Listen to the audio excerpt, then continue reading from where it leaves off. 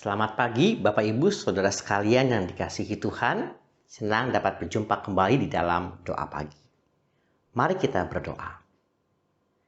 Kami bersyukur di pagi hari ini dengan kesehatan yang baru dan kami rindu untuk disapa oleh firman-Mu.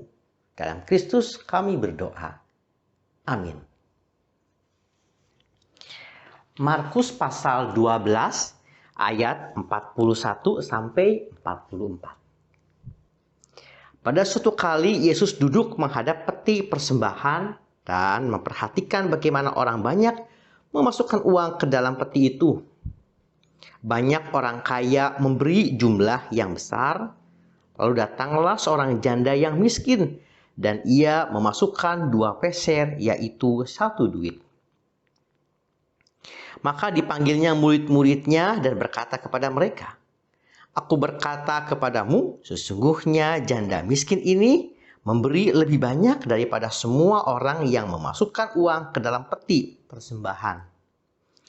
Sebab mereka semua memberi dari kelimpahannya, tetapi janda ini memberi dari kekurangannya, semua yang ada padanya, yaitu seluruh nafkahnya."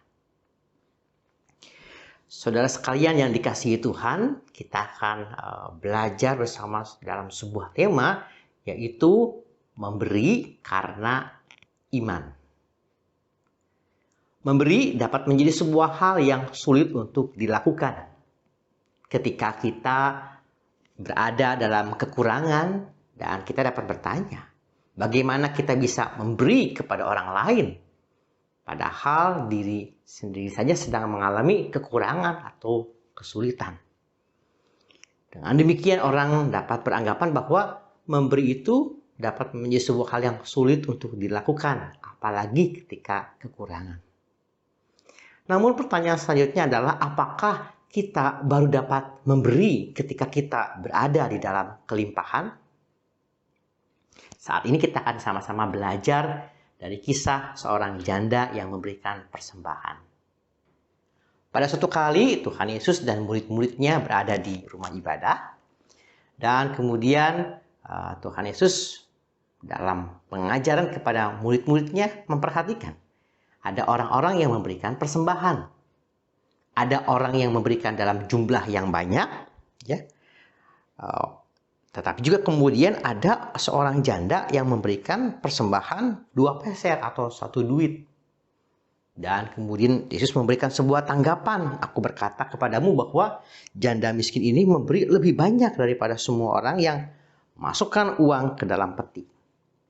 Pertanyaannya adalah, kenapa kok bisa demikian? Janda itu yang diberikan tanggapan oleh Yesus sebagai orang yang memberi lebih banyak. Yesus kemudian menyampaikan di ayat yang ke-44 bahwa mereka semua memberi dari kelimpahannya, tetapi janda ini memberi dari kekurangannya, semua yang ada padanya, yaitu seluruh nafkahnya. Kok bisa begitu?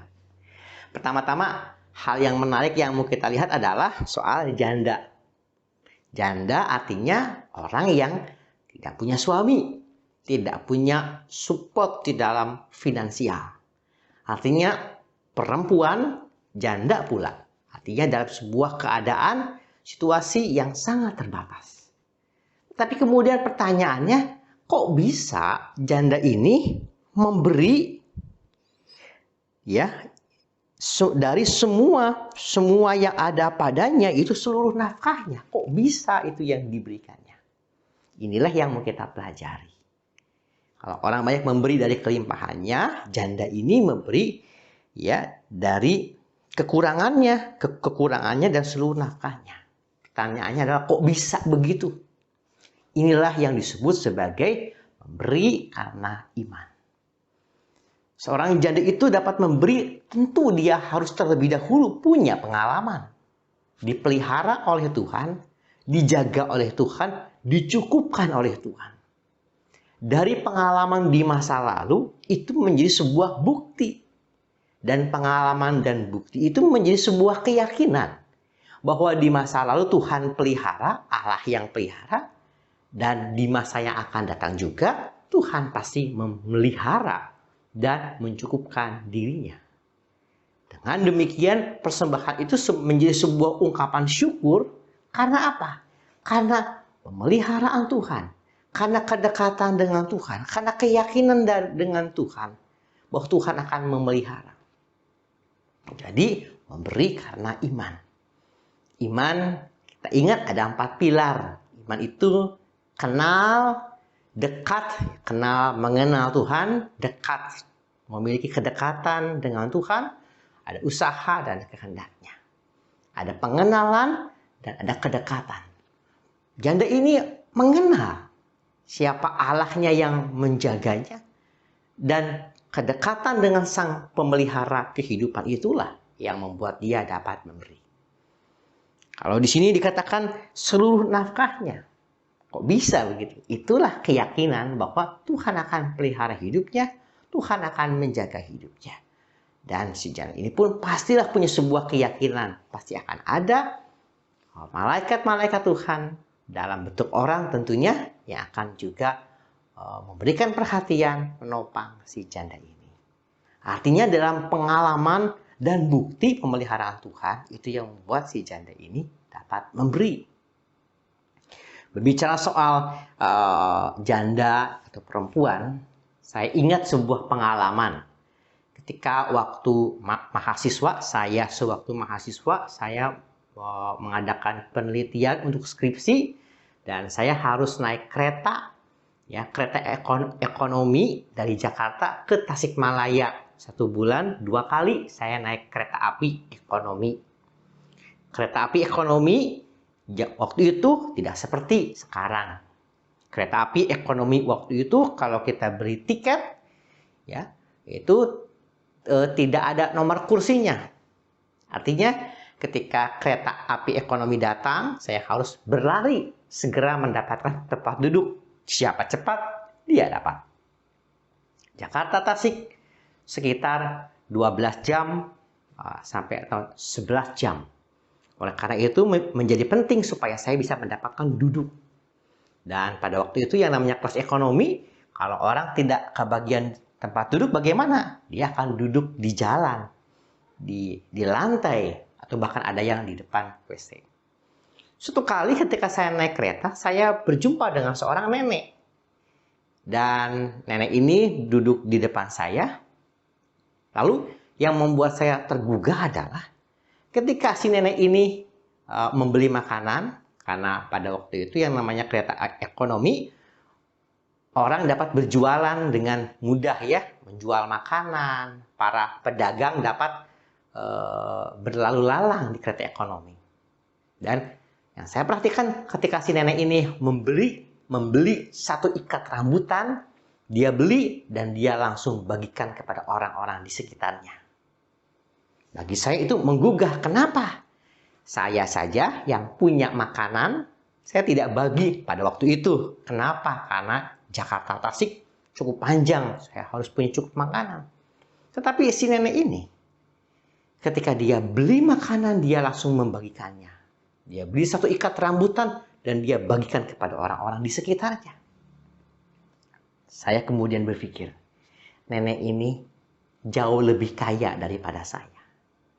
Secara finansial saya boleh lebih kaya, tetapi hati dan kemurahan nenek ini jauh lebih kaya. Kok bisa? Saya mengamati bahwa si nenek ini punya sebuah pemahaman bahwa kebahagiaan adalah dia ketika bisa memberi dan berbagi kepada orang lain. Itulah kebahagiaan.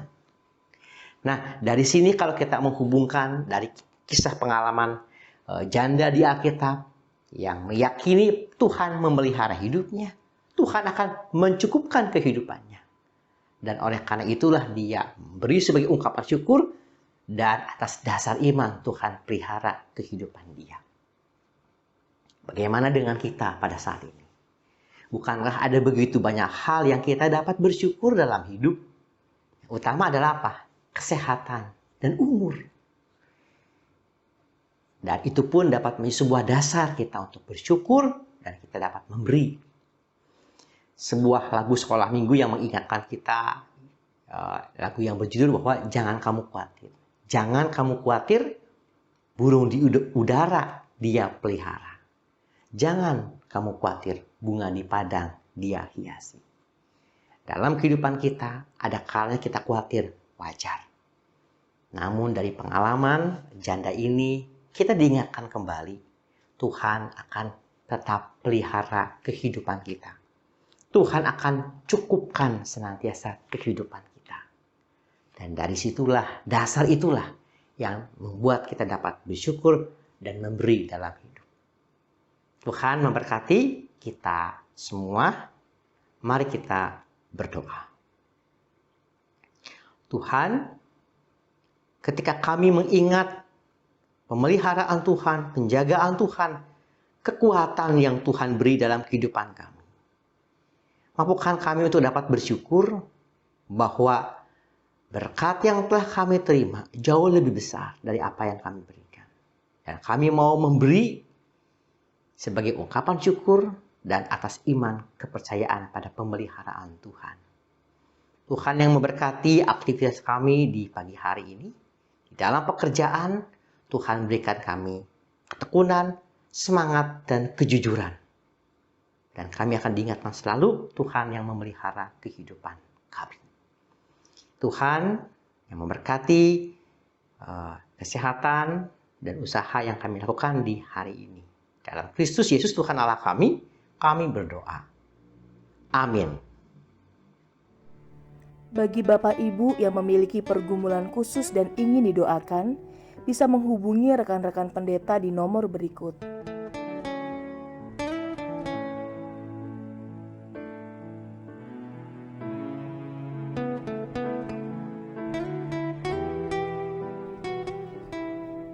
Tuhan Yesus memberkati.